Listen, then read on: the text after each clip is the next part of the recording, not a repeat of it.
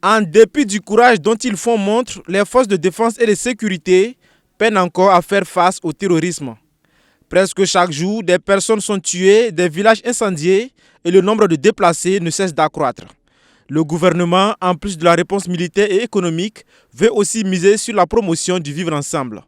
L'initiative de ce cadre d'échange sur la paix et la cohésion sociale s'inscrit dans ce sens.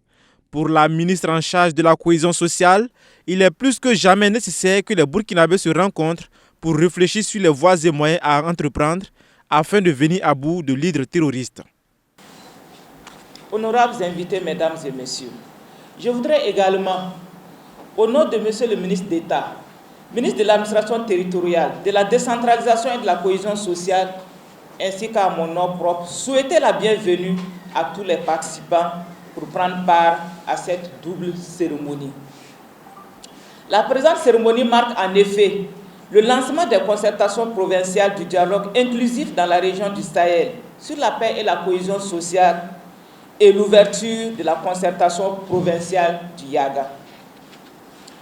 Votre présence est une expression manifeste de votre attachement à la promotion du dialogue, gage de paix et de cohésion sociale.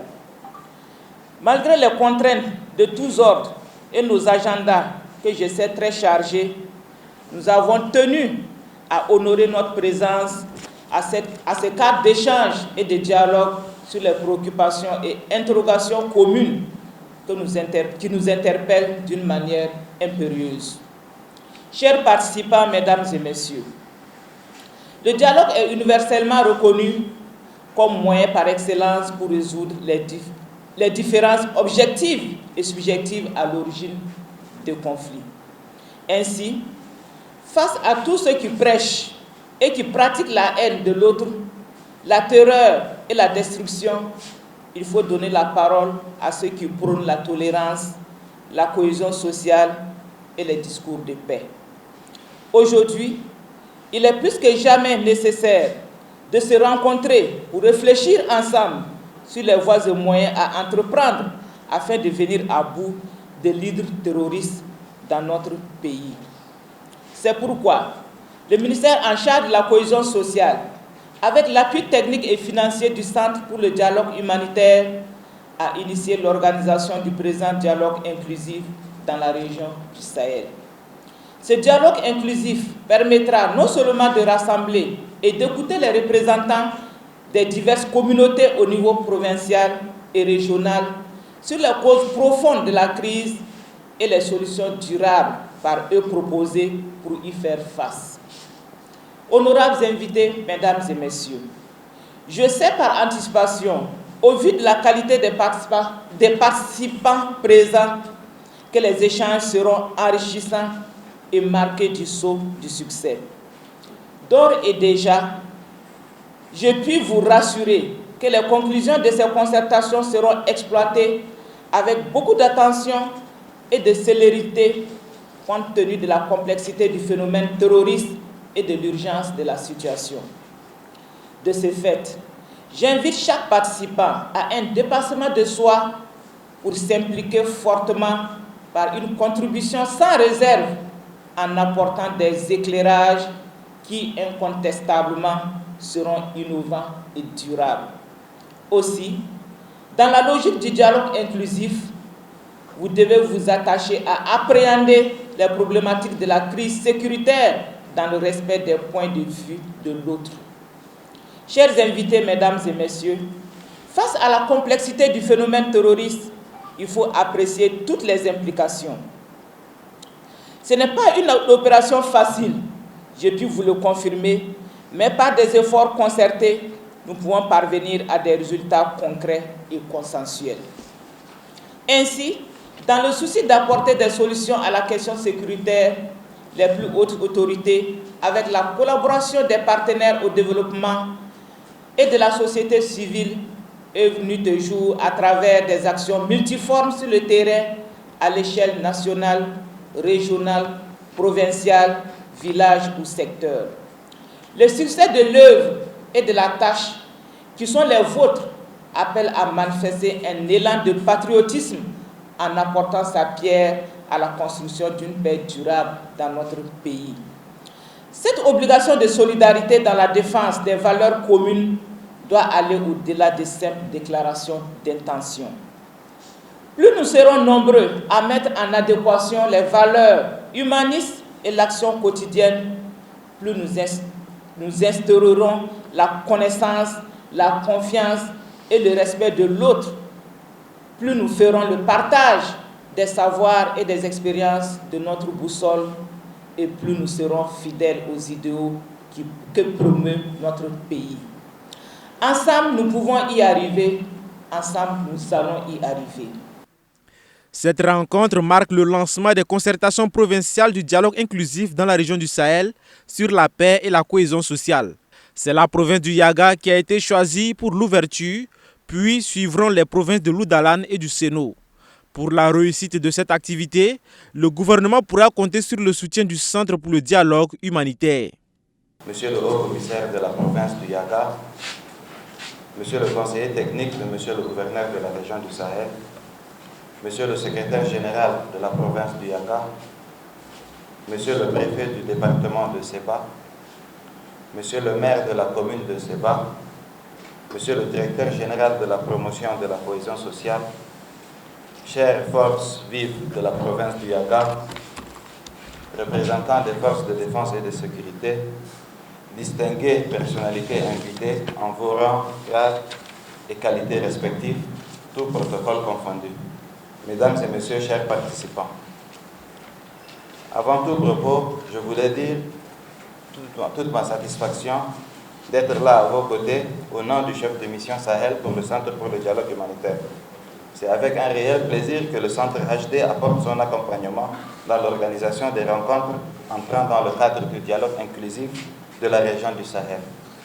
Mesdames et messieurs, chers participants, le pays des hommes intègres, à l'instar de ces pays de la zone, de ses voisins de la zone de l'Iptako-Gourma, fait face à d'énormes défis. La situation sécuritaire est marquée depuis quelques années par des attaques de groupes armés, des enlèvements, des assassinats et des menaces de mort des leaders d'opinion. La fermeture de nombreuses écoles, un déplacement massif des populations des zones affectées vers les centres urbains et un accroissement des tensions communautaires instrumentalisées. Si au départ la région du Sahel, frontalière avec le Mali et le Niger, était la seule affectée par cette crise, progressivement d'autres régions du pays ont été touchées. Pour faire face à cette situation difficile, les autorités du Burkina Faso ont initié des actions de déploiement des forces de défense et de sécurité avec un renforcement de cette dernière pour la protection des populations et de leurs biens. L'État a également mis en place un programme de développement pour la région ici nommé le programme d'urgence pour le Sahel, dans le but de mettre à contribution les communautés à la base, d'offrir un cadre d'échange aux populations de la région du Sahel et de les consulter sur les causes profondes de la crise et les solutions qu'elles préconisent pour y faire face. Les plus hautes autorités du Burkina Faso initient des concertations locales dans les 4 provinces de la région du Sahel. Ces rencontres provinciales seront couronnées par un forum régional inclusif sur la paix et la cohésion sociale, et ces consultations permettront à l'État de s'appuyer sur les solutions endogènes proposées par des populations touchées directement par la crise pour conduire un processus en faveur de la paix, l'inclusion et un retour de l'administration dans la région du Sahel au Burkina Faso. Mesdames et messieurs, ces concertations sont portées par le ministère de l'Administration territoriale, de la décentralisation et de la cohésion sociale à travers la Direction générale de la promotion de la cohésion sociale. Le Centre pour le dialogue humanitaire reste disponible et apportera l'appui et l'expertise nécessaires pour la réussite de cet exercice. Madame la ministre déléguée chargée de la décentralisation et de la cohésion sociale, Mesdames et Messieurs, chers participants, avant la tenue de cette rencontre, nous nous sommes donnés ensemble avec les acteurs de la direction de la promotion de la cohésion sociale les objectifs suivants. Faire en sorte que tous les acteurs concernés aient la compréhension commune des causes profondes de la crise dans les différentes localités. Ensemble, faire des propositions de solutions et de recommandations fortes pour permettre le retour de la paix et de la cohésion sociale dans la région. S'accorder sur le rôle que chaque acteur pourrait jouer dans la mise en œuvre des recommandations préconisées. État, élus, autorités coutumières, religieuses, traditionnelles, femmes, jeunes, etc. Madame la ministre déléguée chargée de la décentralisation et de la cohésion sociale, mesdames et messieurs, chers participants, pour y arriver, il nous faudra trouver des solutions pratiques aux problèmes identifiés par les communautés locales.